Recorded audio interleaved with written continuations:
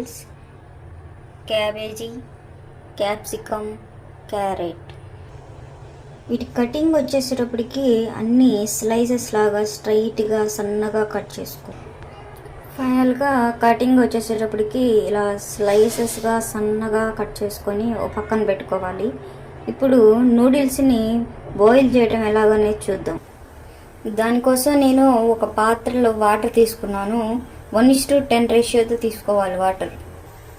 Noodles వచ్చేటప్పటికి ఇలా 1 portion తీసుకున్నాను. ఈ వాటరు 10 టైమ్స్ ఉంటుంది. ఇది రోలింగ్ బాయిలింగ్ వచ్చిన దాకా మనం హీట్ చేసుకోవాలి. రోలింగ్ బాయిలింగ్ స్టార్ట్ అవుతుంది చూడండి. ఇప్పుడు మనం దీంట్లో కొంచెం సాల్ట్ వేసుకున్నాం.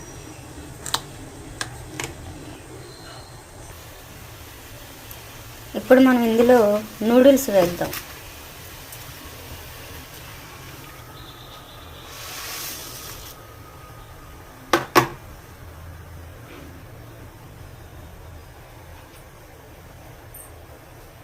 ఇవి ఒక 2-3 మినిట్స్ బాయిల్ అయిన తర్వాత మనం ఈ లోపల స్టైనరు అండ్ అది వడబెట్టుకోవడానికి ఒక గిన్నె పక్కన పెట్టేసుకుందాం. ఈ 2 సహాయంతో తీసుకుందాం. దీని మీద కొంచెం ఆయిల్ వేసుకుంటే అతుక్కోకుండా ఉంటుంది. థిక్ అయినటువంటి బాండీ తీసుకొని దాంట్లో ఆయిల్ వేసుకోవాలి. దాని తర్వాత అందులో ఉల్లిపాయలు, ఆనియన్స్,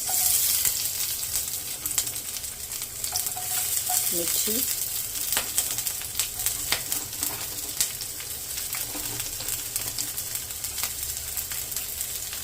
వీటిని బాగా టాస్ చేసుకోవాలి.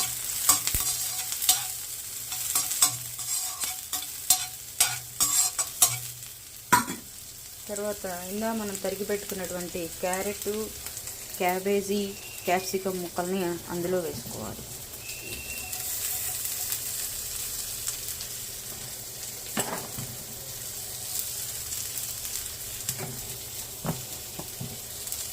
వేసుకొని ఒకసారి అన్నీ కలయబెట్టుకోవాలి. ఈ ప్రాసెస్ అంతా కూడా హీట్లో చేసుకోవాలి. హైలో పెట్టుకొని చేసుకోవాలి. అప్పుడే మనకి రెస్టారెంట్ స్టైల్లో ఈ యొక్క ఫ్లేవర్ అనేది వస్తూ ఉంటుంది. అప్పుడు కూడా ఇవి బాగా ఏగకూడదు, కొంచెమే ఏగాలి. ఇప్పుడు దీంట్లో మనం స్ట్రైన్ చేసి పెట్టుకున్నటువంటి నూడిల్స్ని వేద్దాం.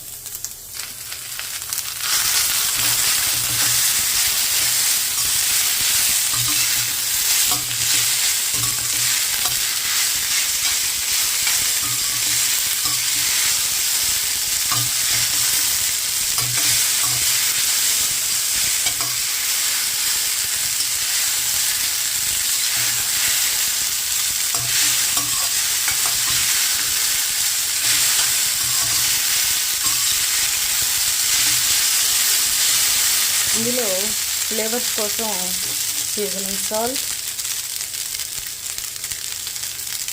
కొంచెం గరం మసాలా, తర్వాత ఎండుమిర్చి విత్తనాలు,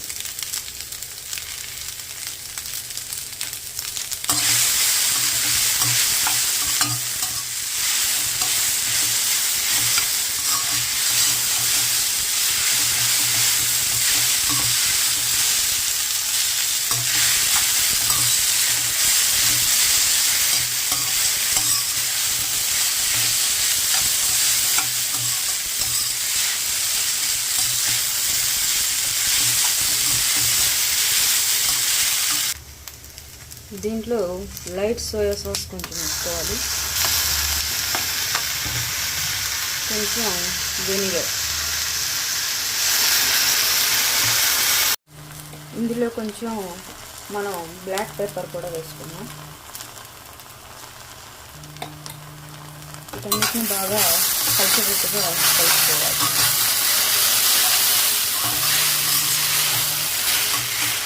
ఆల్మోస్ట్ ఇది రెడీ అయిపోయింది.